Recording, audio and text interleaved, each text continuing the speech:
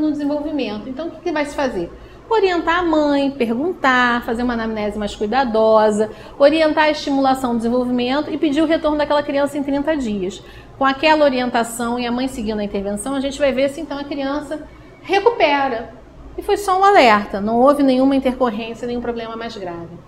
Se a criança está com todos os marcos presentes, mas ela tem a presença de algum fator de risco, daqueles que foram destacados, a criança vai ser classificada como? Como desenvolvimento adequado, mas com fatores de risco.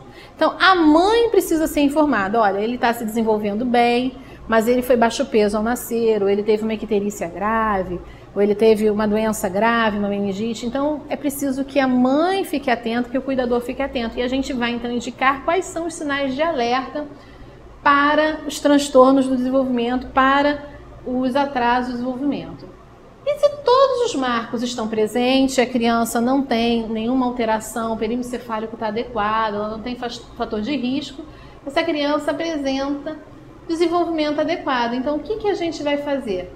A gente vai elogiar a mãe, isso é importante, né? Dar a ela um reforço positivo, dizer a ela, olha, que bom, seu filho está se desenvolvendo bem, é sinal de que a família está bem, que está tudo indo tranquilo, que vocês estão, poxa, cuidando super bem da criança, para que a mãe tenha esse retorno, essa sensação de satisfação e mantenha esse olhar atento, esse cuidadoso. A gente vai pedir que retorne sempre na rotina, dentro da rotina, e vai informar a família sobre os sinais de alerta, sobre os problemas. A caderneta, ela traz uma observação que é o seguinte: se a mãe perceber que a criança está com alterações no comportamento, a criança vinha muito bem, sinais de alerta, né? Alguma coisa mudou, a criança agora está com o comportamento alterado, aquela criança, então, ela vai voltar precocemente. A gente vai orientar a mãe que ela busque esse retorno precocemente e não espere uma consulta agendada, que ela retorne antes de 30 dias para ser reavaliada. A caderneta, ela então possibilita de forma muito simples que qualquer pessoa com um treinamento básico, ela possa aferir alguns dados da história, fatores de risco, alguns dados da observação, que são os fatores fenotípicos, alguns dados antropométricos, que é a medida do perímetro cefálico dessa criança e a colocação dessa aferição na curva, e os dados da vigilância do desenvolvimento. Ninguém vai decorar todos aqueles marcos infinitos, é preciso usar a tabela. Juntando esses dados, a gente vai poder precocemente, então, identificar, triar e encaminhar para avaliação neuropsicomotora. Encaminhar com um especialista. Mas já tem algumas situações que a caderneta contempla, situações chamadas situações especiais. Então, a primeira dessas situações é da criança com síndrome de Down ou trissomia do 21. Que é uma alteração genética bastante comum. A gente sabe que existem alguns fatores de risco, como idade da mãe, por exemplo, mas a trissomia do 21, ela já traz, bem determinado e com muita, já na literatura científica, alguns riscos que estão presentes. Então, risco de uma cardiopatia congênita, riscos de alterações hematológicas, riscos de alterações de coluna cervical. Então, essa criança, ela já tem toda uma série de alterações, de riscos a que ela está submetida apenas por nascer com essa síndrome genética, com a síndrome de Down, chamada síndrome de Down. Então, a gente não precisa esperar que surjam problemas. Essas crianças já vão ser precocemente encaminhadas para estimulação e já vão ter essas alterações, as situações clínicas especiais abordadas e determinadas.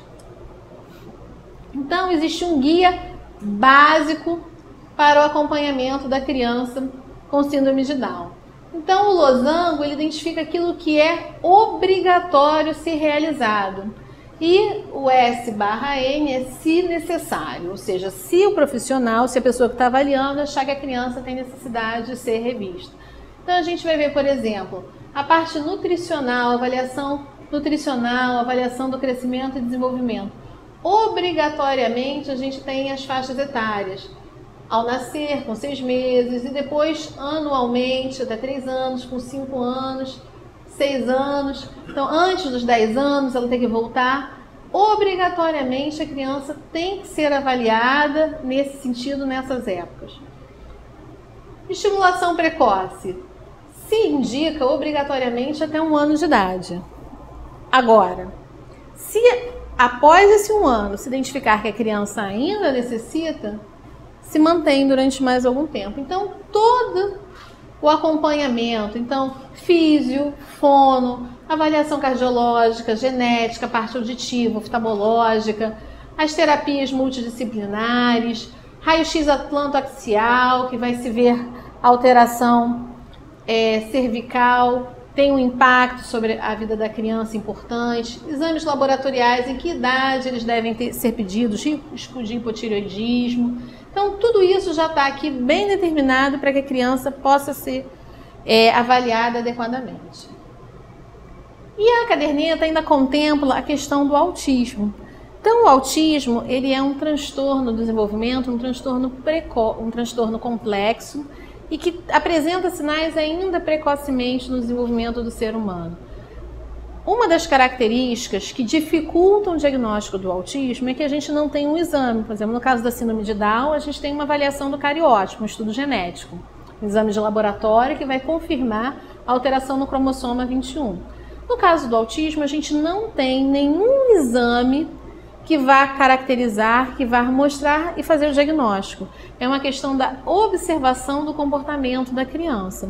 E a gente tem critérios estabelecidos, né, pelo Manual de Doenças de Desordens Mentais da Academia Americana de Psiquiatria, e a partir desses critérios, que são critérios de alterações qualitativas na interação social, na comunicação, no uso da imaginação e no comportamento, é que a gente vai identificar essas crianças em risco, né, ou com características sugestivas de autismo e encaminhá-la para um especialista para que ela possa ser adequadamente avaliada.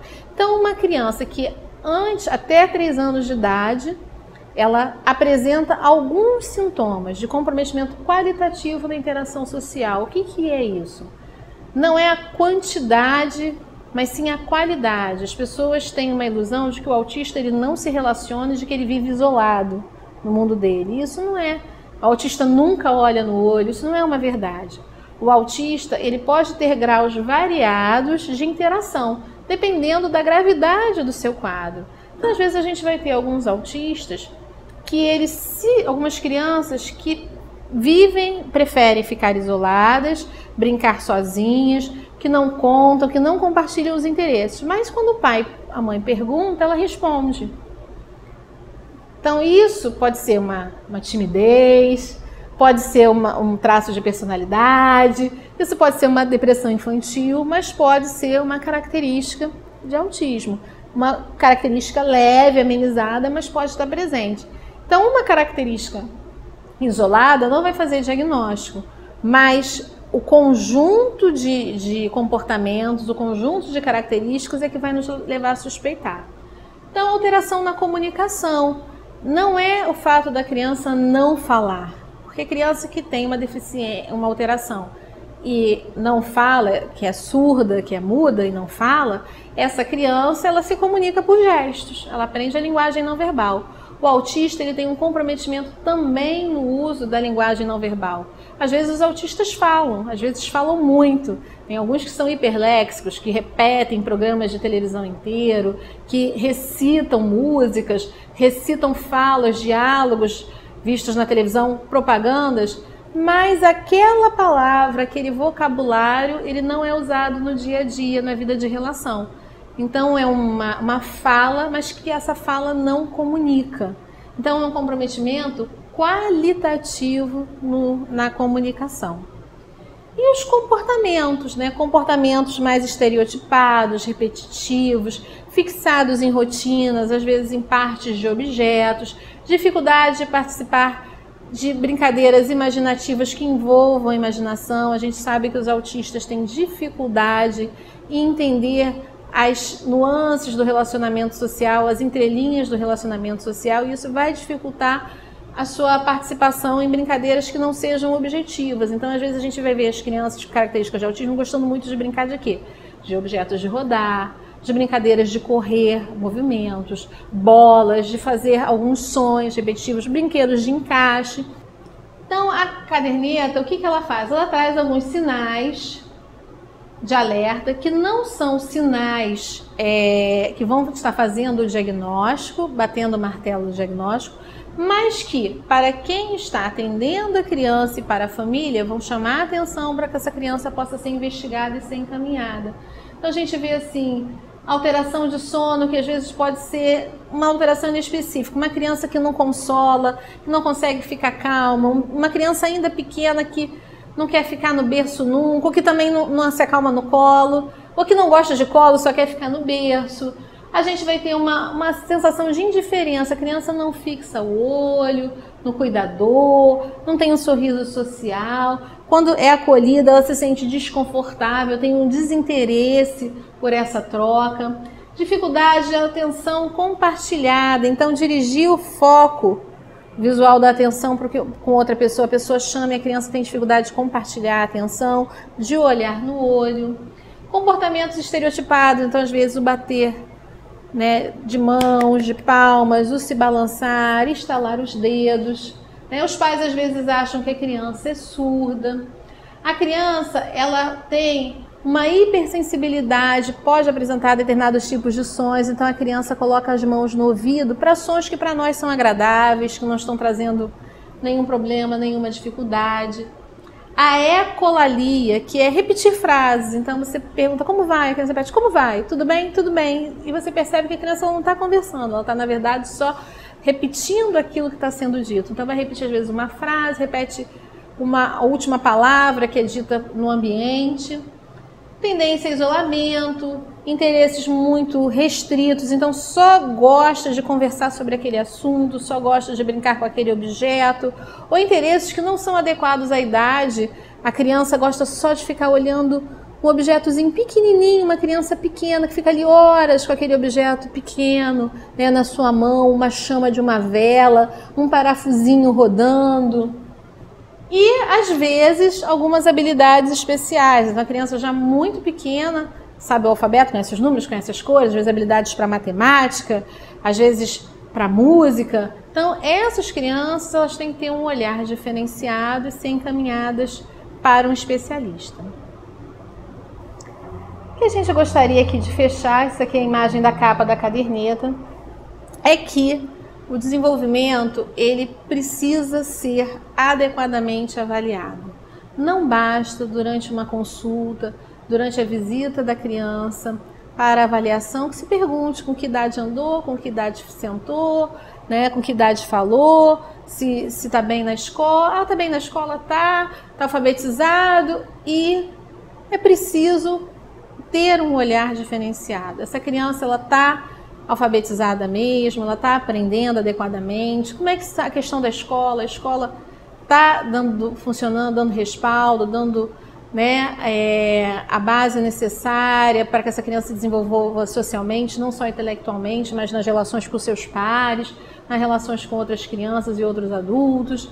A gente saber dos marcos mais detalhados do desenvolvimento, acompanhar pela tabela, atenção às medidas e conversar com a família, orientar a família. Ninguém vai poder intervir tão diretamente quanto a família com relação ao ambiente e proporcionar à criança condições para se desenvolver. Ninguém vai poder proporcionar no dia a dia melhor terapia, melhor intervenção do que aqueles que estão com a criança a maior parte do tempo. Então a gente precisa que essa família seja esclarecida, que essa família seja orientada e que essa família seja parceira da equipe de saúde no acompanhamento dessa criança. Bem, era isso, a gente queria agradecer a atenção de todos e esperamos que tenha sido esclarecedor, que todos saiam daqui estimulados para pegar a caderneta, preenchê-la e utilizá-la no seu dia a dia profissional. Obrigada.